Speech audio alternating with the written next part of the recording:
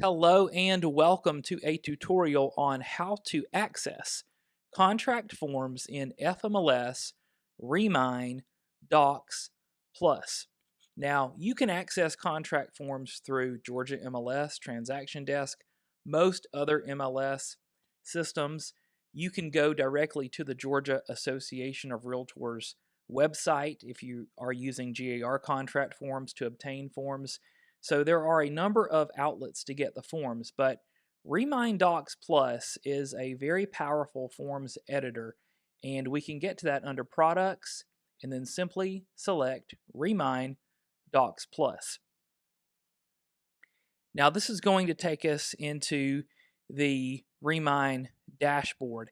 Now a quick note, if you are using GAR contract forms because you are an active realtor, you have an NRDS number, you can enter that NRDS number in settings here on the left. You want to be able to do that because that's going to help to pull in the contract forms with your name at the bottom of that first page. If your name is not populating at the bottom of those contract forms, you are not an authorized user and you need to pause and make sure you enter that number here into the MLS. Now, maybe you are not an active realtor and you have purchased a license to use the GAR contract forms. You will have an FPID number.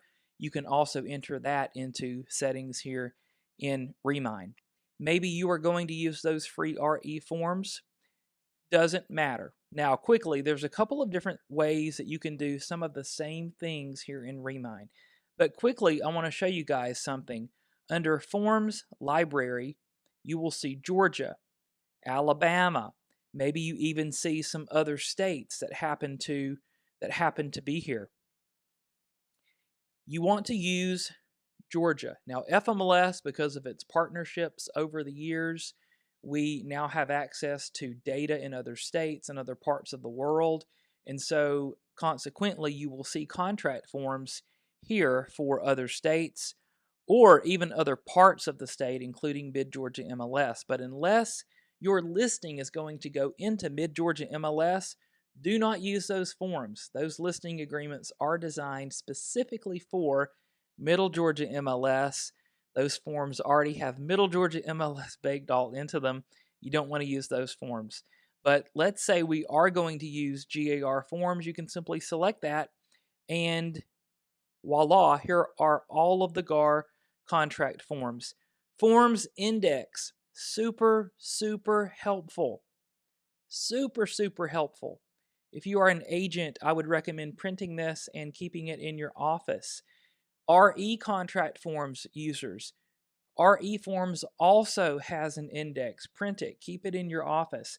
Every single purchase and sale agreement, amendment form, termination form, brokerage engagement, whatever the case may be, you will have easy reference to the name of that form and also the form number. A lot of times you will hear brokers, instructors, or other agents reference the number of the form because that's an easy identifier, a unique identifier.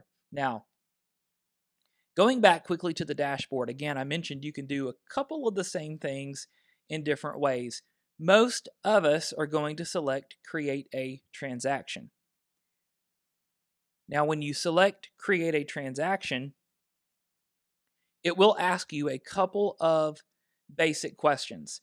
Is it a sale or a lease? Are you working on the buying side, the listing side, or both? We will just keep this simple and easy for demonstration purposes, and we will keep the options that are selected. Here is a broker tip. Don't wait until you have a buyer. Don't wait until you have a seller. It's time to make an offer and then feel the pressure to jump in FMLS and learn everything on the fly. No one is going to be at their best doing that. Go ahead and play around with it now. I create test files all the time. I know many other brokers that do the same thing as well. And you can simply give it a name such as Derek Test or Your Name Test, whatever you want it to be. But when you're working with a real property, it will ask you for the property address or the MLS number. many agents will go ahead at this point and search by the name of a form, which is perfectly fine. Just be aware that less is more in a way here, because if you put in the word, for example, purchase, maybe you happen to know that the name of the form that you were looking for contains the word purchase. Now you need to spell correctly. Don't do as I'm doing and misspelling words, because see how easy that was to not find anything. You can put too much information, maybe you get it a little bit off and it won't pull up the form that you're looking for. Sometimes too little information can give you too much, and it's easy to accidentally pull in another state's form or whatnot. So purchase might not be enough. If I put in purchase and, I'm going to get a little bit more. And I happen to know I'm looking for F201. Again, remember how we were talking about those form numbers are so helpful? Because if we simply had put in F201, it would have pulled it right up. Now, when we select that form, it does show us what we have selected in My Selections. And I'm going to go ahead and pull in an FHA exhibit, because let's just say our buyer is going to seek an FHA loan. It has gone ahead and pulled in the FHA exhibit along with the purchase and sale agreement. If this property were built before 1978 and it were a target property with the EPA, meaning it would be mandatory that a lead-based paint exhibit be attached to the offer completed by the seller, there's another tip, and it would be required that I give the buyer a lead-based paint informational pamphlet, I could go ahead and pull those items in that had been completed by the listing agent. Maybe they were already attached to that listing. I'll show you guys how to do that today as well in this video. But we have pulled in the items that we are looking for. Purchase and sale, FHA. It automatically pulls them in as smart forms, meaning they are type in the blank.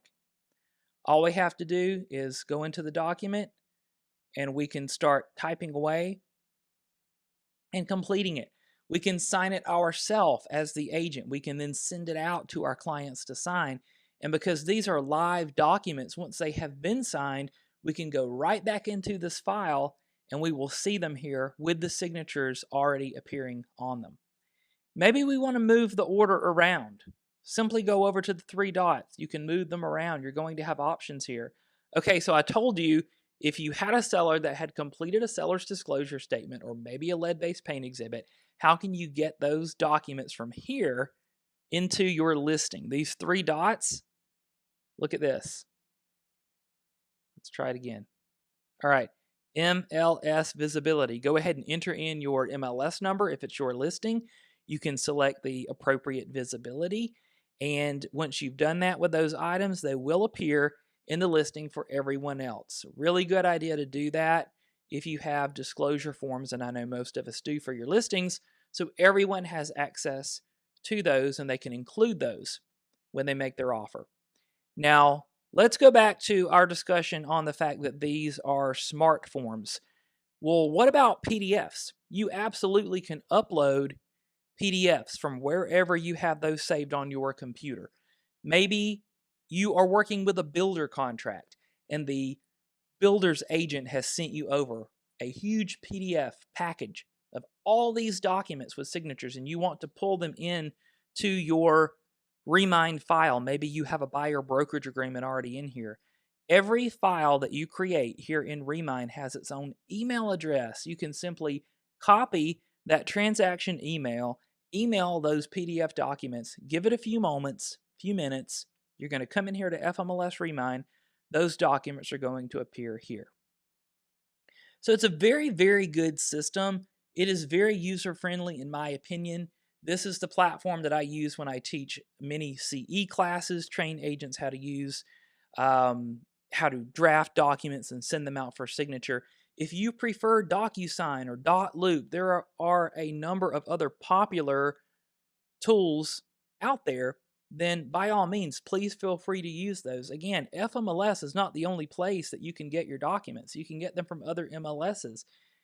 The MLS is very, very rarely down, but if it is, you can go directly to garealtor.com and you can get PDFs of those documents. And if you are not a realtor and you want to purchase the GAR forms, visit forms.garealtor.com forms.garealtor.com, and you will receive a forms purchase ID number and FPID number when you do that. And again, you can put that into settings over here on the left, and that will allow you to pull in those contract forms.